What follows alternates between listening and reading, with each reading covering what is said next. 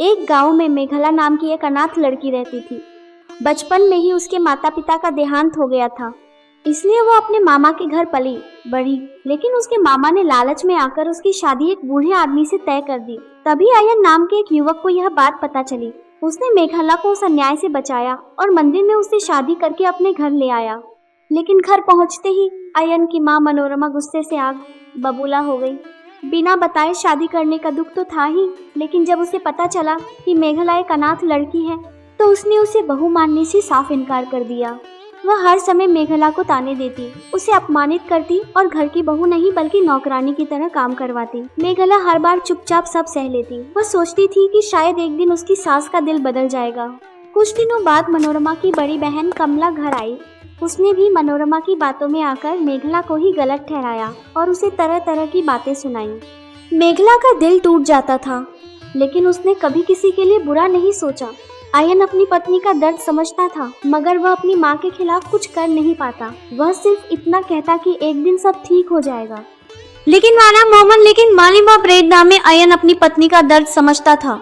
इसी बीच आयन को काम के सिलसिले में 1 महीने के लिए शहर जाना पड़ा। अब मेघला पूरी तरह अकेली पड़ गई। मनोरमा का व्यवहार और भी कठोर हो गया।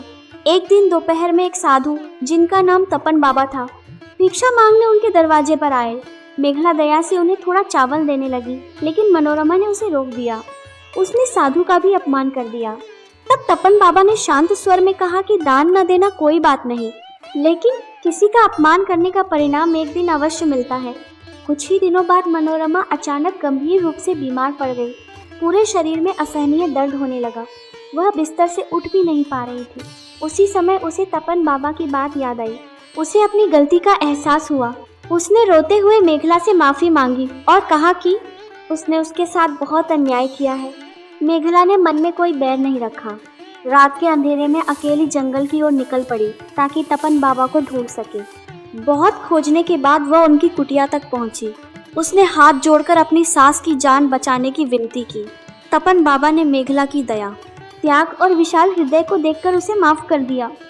उन्होंने मंत्रों से पवित्र किया हुआ जल दिया और कहा कि इसे अपनी सास पर छिड़क देना। यदि भगवान की इच्छा होगी तो वह ठीक हो जाएगी। मेघला तुरंत घर लौटी और श्रद्धा से वह पवित्र जल मनोरमा पर छिड़क दिया। कुछ ही देर में मनोरमा की तबीयत सुधरने लगी। उसका दर्द कम हो गया और वह धीरे धीरे उठकर बैठ गई। उस समय उसकी आंखों से पछतावे के आंसू बहने लगे। उसने मेघला को गले लगाकर कहा कि उसने जीवन भर इंसानों की पहचान करने में गलती की।